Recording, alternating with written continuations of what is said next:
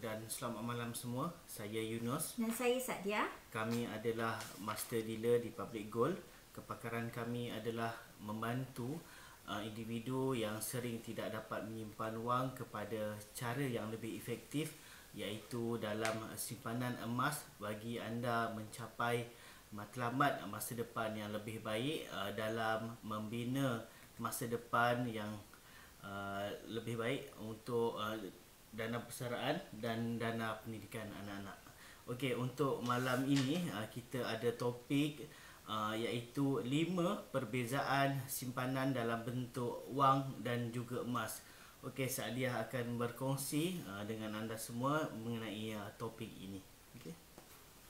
Assalamualaikum. Selamat malam semua. Apa khabar? Saya berharap agar semua rakan-rakan di sana adalah dalam keadaan yang baik-baik sahaja. Tak ada sakit-sakit, semuanya dalam keadaan yang sihat ya. Terima kasih kerana bersama dengan kami FB Live pada malam ini.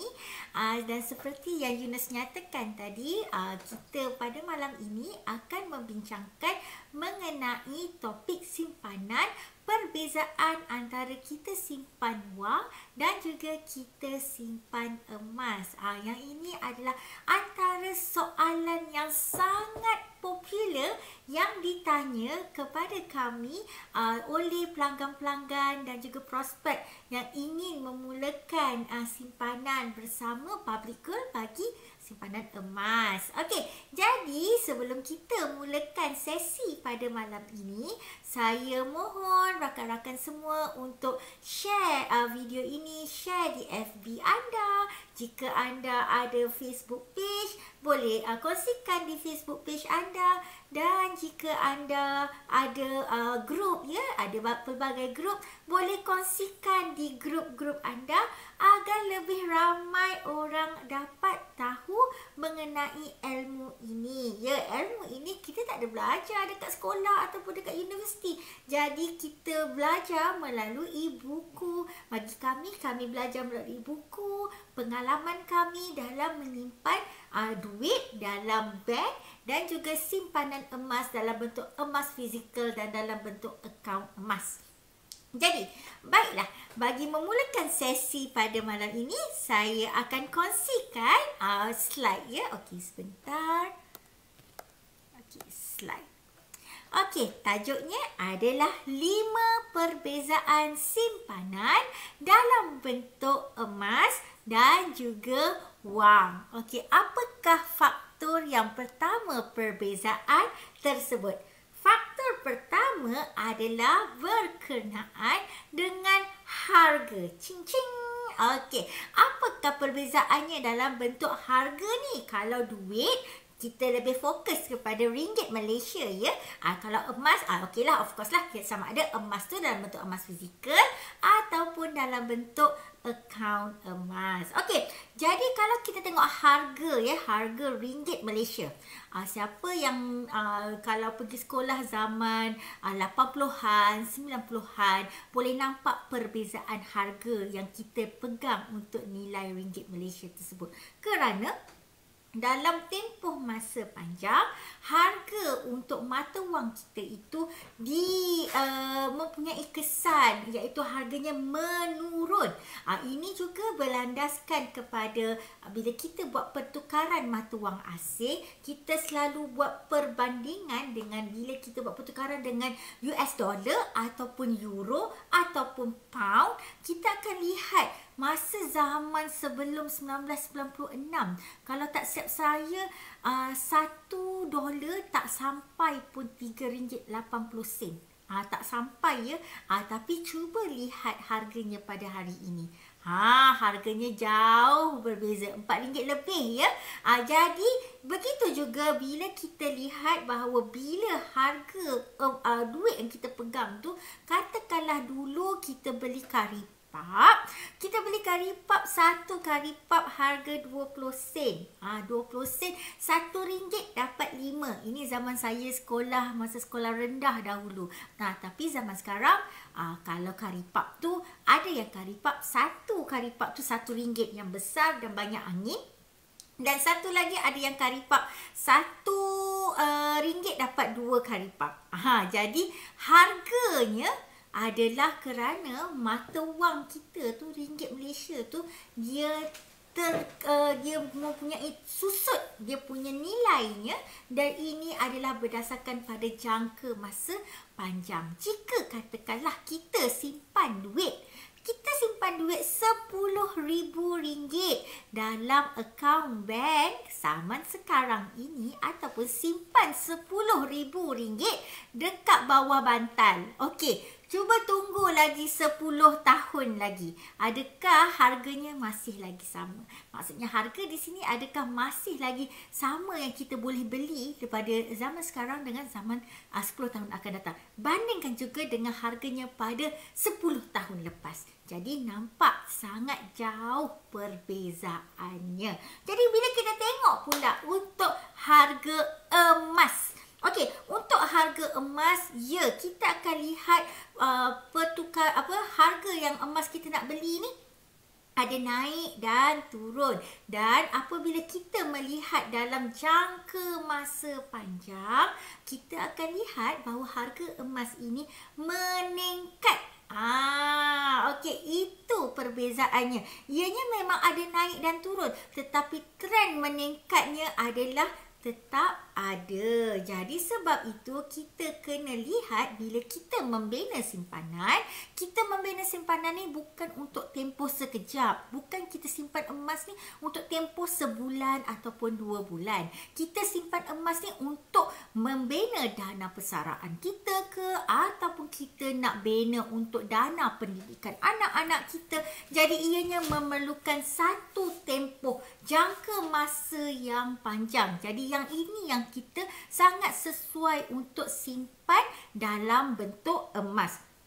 Kalau untuk jangka masa pendek, lebih baik simpan dalam bank sahaja. Jadi katakanlah kalau dah dapat duit iSinar yang kita dah simpan kat dalam KWSP, kita keluarkan daripada KWSP kerana terdapat program iSinar ini.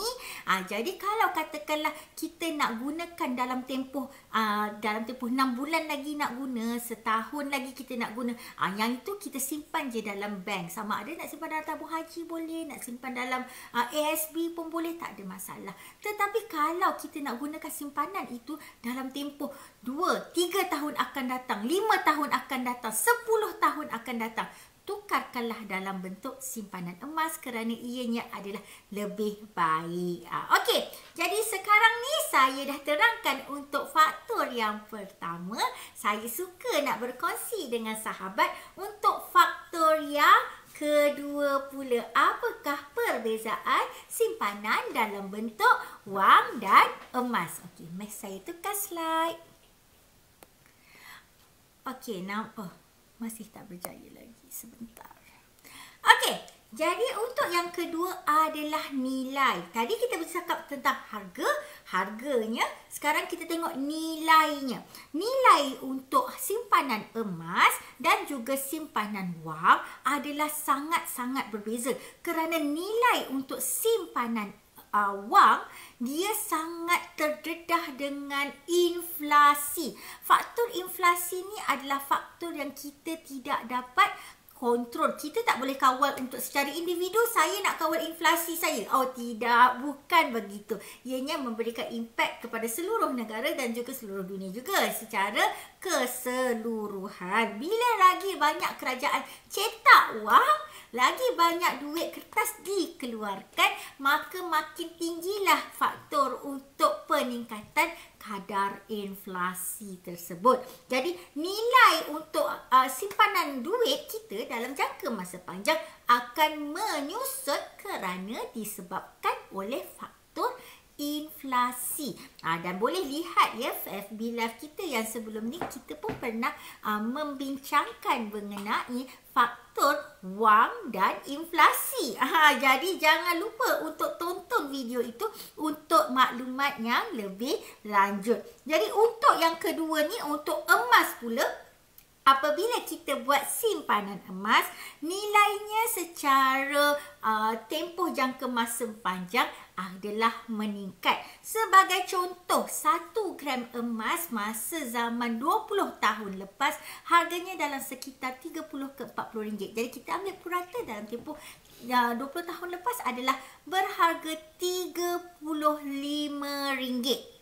Okey, jadi 35 ringgit. Jadi saya nak tanya, berapakah harga emas pada hari ini?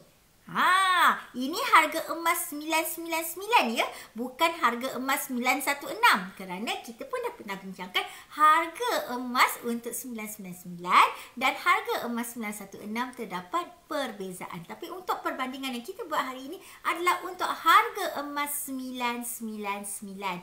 Okey, saya kongsikan untuk harga emas di akaun emas di Gold Accumulation Program di bawah Public Gold, harganya adalah RM250 untuk 1 gram. Jadi bandingkan RM35 untuk 1 gram 20 tahun lepas, pada tahun 2000, dan sekarang ni adalah 2021. Harga 1 gram emas adalah RM250. Cuba pula kita bandingkan berapakah harga emas pada tahun 1957. Sahabat boleh tahu berapakah harga emas pada zaman itu? Jadi kita akan lihat bahawa harga emas ini sangat-sangat berbeza, meningkat, tetapi ianya memegang nilai. Kerana kalau 1400 tahun dahulu, 1 dinar emas, anda boleh lihat dalam sejarah masa zaman Rasulullah SAW bahawa 1 dinar emas, kawan-kawan boleh membeli seekor kambing. Dan pada tahun ini 2021, 1 dinar emas masih mampu untuk kawan-kawan membeli seekor kambing. Harga untuk 1 dinar pada hari ini adalah dalam lingkungan 1,061, dia ini tak masuk dengan gold premium. Gold premium dia dalam RM10. Jadi saya hanya pukul rata, katakanlah 1 dinar hari ini adalah RM1,100. Kalau RM1,100 dapat tak seekor kambing? Kena ingat, 1 dinar bukannya bersamaan dengan 1 gram. 1 dinar bersamaan dengan 4.25 gram. Jadi 4.25 gram mampu untuk kawan-kawan beli seekor kambing. Dan insya-Allah lagi 10 tahun nak beli seekor kambing, kalau ada 1 dinar masih lagi mampu memilikinya kerana emas memegang nilai. Jadi itu yang kita nak tekankan kepada kawan-kawan semua. Okey. Baiklah, sekarang ini saya nak kongsikan pula apakah perbezaan yang ketiga bagi simpanan duit dan juga simpanan emas. Okey, sebentar ya. Okey, kita tukar slide. Untuk nombor 3 pula, kita lihat dari segi mata wang. Jadi kalau kita pegang duit, ianya boleh laku ataupun tidak laku diurus niagakan. Ini adalah faktor-faktor yang faktor-faktor ianya laku ataupun tidak adalah bergantung kepada kestabilan ekonomi dan politik sesebuah negara. Okey, saya berikan penerangan lanjut. Katakanlah kita pegang ringgit Malaysia. Okey, kita pegang ringgit Malaysia, kita pergi ke negara Filipin. Adakah ringgit Malaysia kita tu boleh digunakan? Tidak ya. Jadi kalau kita kita pergi dekat Filipin, kita kena tukarkan kepada mata wang peso. Jadi ianya laku untuk urus niaga dalam negara kita. Kalau kita guna ringgit Malaysia, kita pun buat urus niaga dalam ringgit Malaysia juga. Tapi bila kita bawa ke luar negara, duit itu tidak diperakui oleh kerajaan tempat yang kita pergi tu. Jadi ianya tidak mempunyai nilai untuk urus niaga harian. tapi boleh ditukarkan kepada mata wang setempat. Jadi maksudnya kalau kita pergi ke Filipina, kalau dah tak ada lagi travel restriction, dah boleh pergi Filipin, boleh tukarkan kepada dalam bentuk peso. Jadi boleh lagi gunakan. Contoh terdekat, kalau kita bawa duit ringgit Malaysia, kalau kita pergi Singapura, boleh tak guna? Ataupun kena gunakan duit Singapura. Jadi samalah. Kalau kita ada USD, kita ada US dollar dekat Malaysia ni, kita ada USD ni, boleh tak untuk urus niaga biasa kita gunakan? Kita beli kari pap ke, kita beli nasi lemak ke, guna USD. Kalau nak ikutkan memang tak ada yang nak terima kerana ianya tidak diperakui. Tetapi kalau untuk kita bawa ringgit Malaysia, kita buat urus niaga dekat dalam Malaysia sendiri, semuanya dalam ringgit Malaysia, ianya laku. Sebagai contoh yang kedua pula, kalau kawan-kawan pernah tahu ya, kita kat Malaysia ni pernah ada duit RM1,000. Kalau tanyalah dengan jiran ke, kawan ke, ataupun tanyalah kepada pasangan anda, ada tak duit not RM1,000 lagi pada zaman sekarang ni? Jawapannya tiada. Kerana kalau dulu duit not RM1,000 itu diperakui oleh kerajaan dengan nilainya. Tetapi apabila duit RM1,000 itu, not itu sudah tiada lagi nilainya, maka ianya tidak boleh dibuat dalam urus niaga harian. Jadi sebab tu kita kena faham. Katakanlah kita ada orang yang simpan duit RM1,000 not tu banyak-banyak berkepuk-kepuk bawah bantal. Lepas tu dia pun dah nak gunakan, baru terjumpa bawah bantal tu dah berpuluh tahun dah simpan ni. Dah simpan duit RM1,000 not tu lama, dah terlupa bawah bantal tu ada RM1,000. Keluarkanlah RM1,000 itu untuk digunakan untuk urus niaga. Boleh ke tidak? Boleh ke tidak? Boleh ke tidak? Jawapannya of course lah tidak boleh.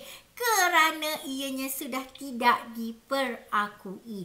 Manakala untuk emas pula ya, emas ini ianya laku untuk diurus niagakan di seluruh dunia. Jadi kita bawa emas, kita tukarkan, jadi kita akan dapat dalam mata wang tersebut, mata wang negara tersebut. Jadi kalau emas, katakanlah emas 10 gram di Malaysia, adakah bila kita bawa ke negara Indonesia, nilainya akan menjadi 1 gram?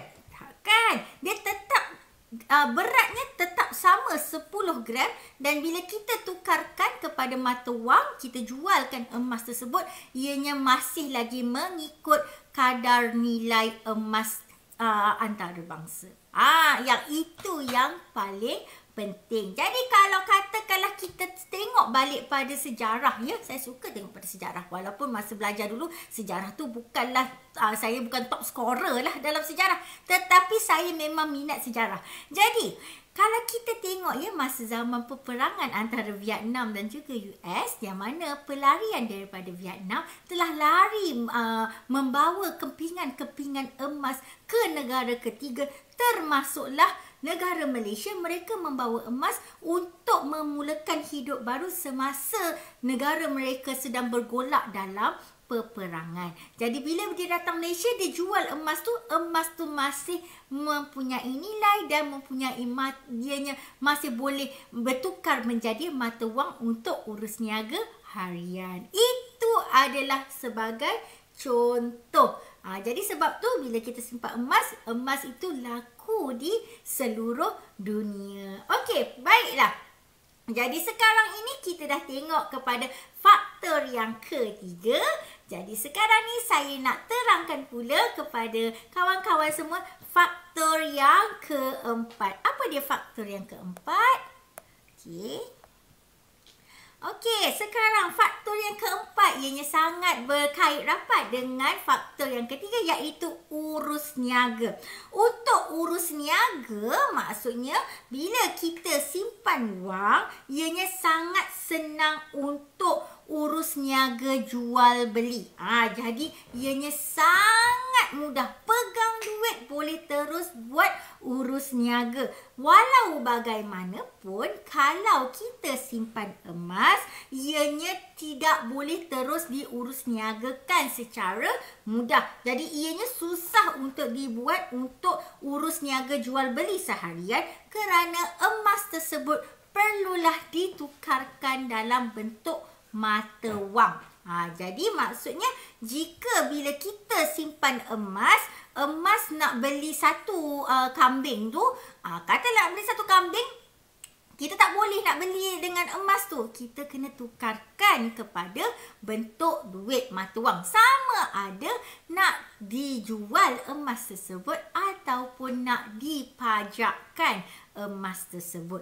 Tetapi kalau duit, dah simpan duit, nampak ada barang nak beli kambing ke, nak beli beg ke, nak beli makanan ke, boleh terus digunakan. Jadi bila dalam bentuk urus niaga ini, kita akan lihat bila simpan duit, kita nampak angka dan kita punya otak pun bersambunglah neuron-neuronnya dan bolehlah menyatakan, okey, senangnya nak berurus niaga, senangnya nak membeli dan bershopping. Tetapi kalau kita simpan emas, ni simpan emas ni, nampak emas, sayangnya nak simpan emas. Kalau nak jual emas ni, sekarang harga berapa?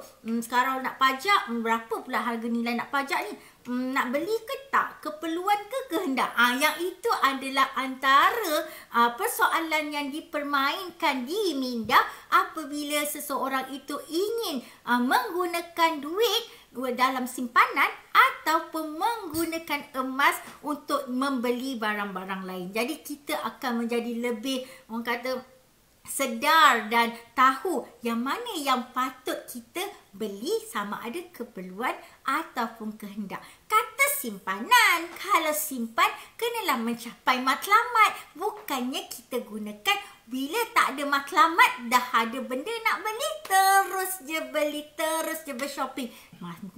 Maksudnya kita tidak mempunyai matlamat dan sebab itu kita sangat mudah untuk kebocoran dalam simpanan. Okey, jadi sekarang ini saya dah terangkan faktor yang keempat.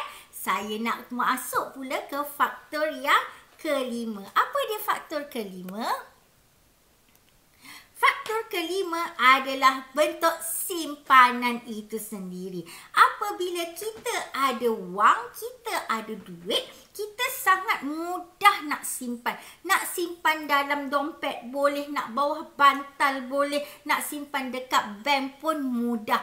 Zaman sekarang ni banyak bank yang ada di serata lokasi. Sama ada duduk dekat ceruk-ceruk daerah-daerah mana pun mesti ada pejabat pos yang boleh kita nak simpan duit dalam BSN contohnya. Ataupun bila kita pergi kat bandar-bandar, setiap dalam 5 ke 10 kilometer je ada je bank-bank ataupun ATM. Jadi boleh terus masuk simpan duit. Tetapi kita kena ingat, bila kita simpan wang, sangatlah juga mudah untuk dikeluarkan. Jadi bila mudah untuk simpan, mudah untuk keluar, apa akan jadi? Apa akan jadi, sahabat? Jadinya simpanan tu senanglah bocor. Okey. Manakala untuk simpanan emas, kalau dah beli emas berkoyan-koyan, dah beli emas berkilo-kilo, perlu disimpan emas itu cara yang betul. Sama ada dekat rumah tu ada peti besi ke, ataupun masukkan dekat safety box. Boleh pergi safety box ni, dekat bank pun ada safety box, ada dekat syarikat-syarikat yang menawarkan safety box juga. Jadi boleh simpan emas tersebut dekat tempat yang lebih selamat. Ataupun disorokkan dekat rumah. Kat mana anda sorok emas tu, jangan bagi tahu orang. Yang tu kita simpan senyap-senyap. Tahu, kita sahaja yang tahu kat mana kita simpan emas tersebut. Apabila kita dah simpan, ianya sukar untuk kita nak berbelanja kepada benda yang bukan-bukan. Jadi bila kita dah simpan tu macam tu, dah simpan tu bukannya senang-senang nak simpan, senang-senang je nak keluarkan. Jadi kita akan lebih senang nak fikir ini adalah matlamat simpanan dan bukannya untuk mudah-mudah saja nak dibelanjakan. Okey, itu adalah 5 faktor perbezaan antara simpan duit dan simpan emas. Okey, sekarang ni saya nak recap semula 5 faktor tersebut. Apakah 5 perbezaan dalam simpanan dalam bentuk emas dan juga wang? Yang pertama adalah dari segi harga. Kalau harga untuk mata wang ni dia berdasarkan kepada pertukaran mata wang asing, dan juga untuk harga emas kita akan lihat harga emas semakin lama semakin meningkat. Yang kedua pula adalah dari segi nilai. Nilai mata wang kita walaupun angkanya sama, nilai untuk membelinya, nilai untuk simpanannya akan jatuh merosot dalam jangka masa panjang disebabkan oleh inflasi rakan-rakan semua. Jadi kalau untuk simpanan emas, sama ada dalam akaun emas ataupun emas fizikal, dia dalam tempoh jangka masa panjang nilainya akan meningkat. Saya ambil contoh tadi macam 1 dinar untuk beli seekor kambing, walaupun dalam tempoh 1400 tahun dahulu nilainya masih sama, boleh beli seekor kambing dengan 1 dinar ya.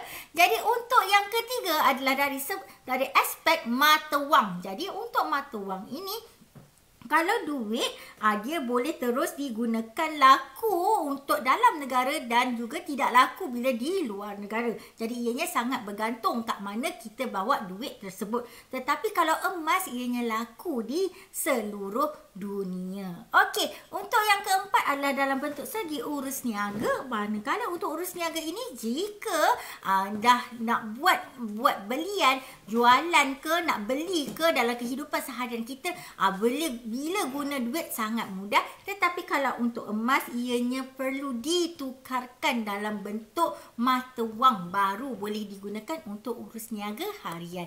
Dan yang terakhir sekali adalah daripada faktor ataupun aspek simpanan itu sendiri. Untuk simpan duit sangat mudah, untuk simpan bank banyak, ATM banyak, tetapi bila dah banyak sangat, senang simpan, senang keluar, maka terdapatlah kebocoran dalam simpanan sendiri. Manakala kalau simpanan dalam bentuk emas, ianya akan lebih kita perlu perhatian untuk membuat simpanan dalam bentuk yang lebih baik. Sama ada simpanan tersebut dalam bentuk safety box ke, nak simpan dekat peti besi ke, ataupun nak sorokkan dekat dalam rumah. Jadi bila dah simpan elok-elok, sukarlah untuk kita nak akses keluarkan dan tidaklah mudah untuk dibelanjakan. Maka kita mencapai kenapa kita perlukan simpanan dalam membina matlamat. Okey.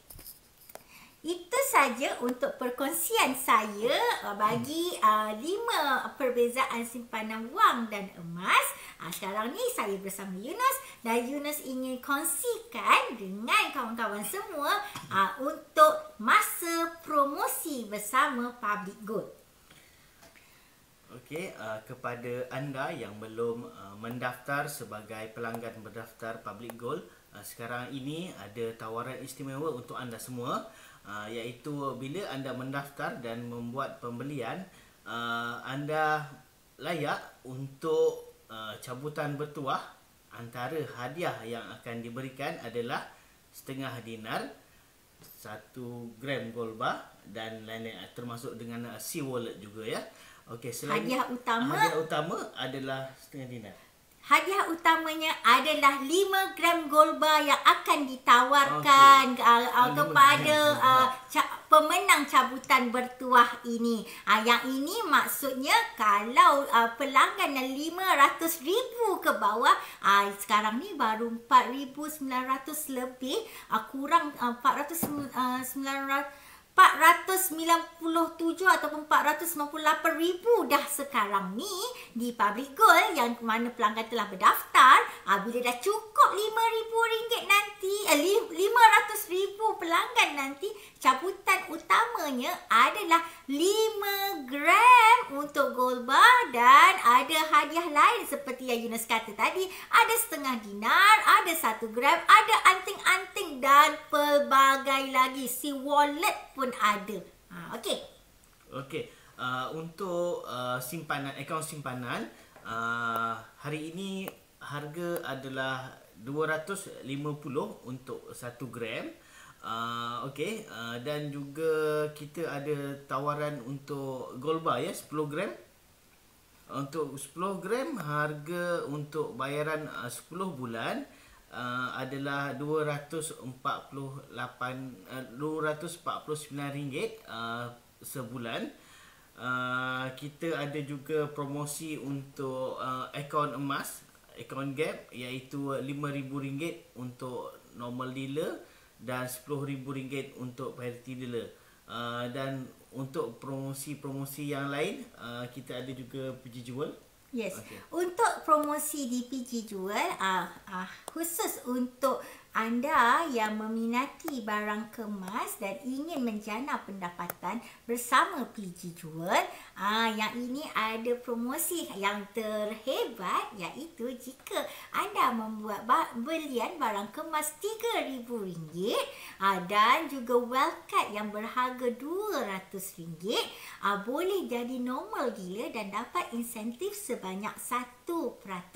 Manakala kalau buat belian barang kemas RM5,000 ke atas dan juga well card yang berharga RM200, nanti rakan-rakan boleh dapat status sebagai priority dealer dan kadar insentifnya adalah 1.5%. Untuk kod diskaunnya adalah LUV378. Saya ulang, LUV378 dan akan dapat diskaun potongan terhebat 1% bagi pembelian tersebut. Apabila dah buat belian, boleh buat tempahan sama ada nak buat bayaran penuh ataupun bayaran bulanan selama 6 bulan bersama PG Jewel. Banyak koleksi yang terbaru barang kemas di Public Gold di bawah PG Jewel sekarang ni, dan boleh tengok-tengok ini untuk preparation, persediaan untuk hari raya nanti. Jadi bolehlah bergaya dengan duit sinar anda dengan bersinarnya barang kemas PG Jewel. Okey, jadi itu sahaja untuk perkongsian saya dan Yunus pada malam ini.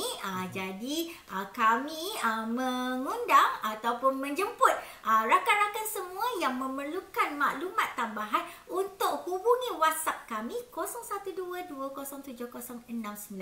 Saya ulang, 0122070696.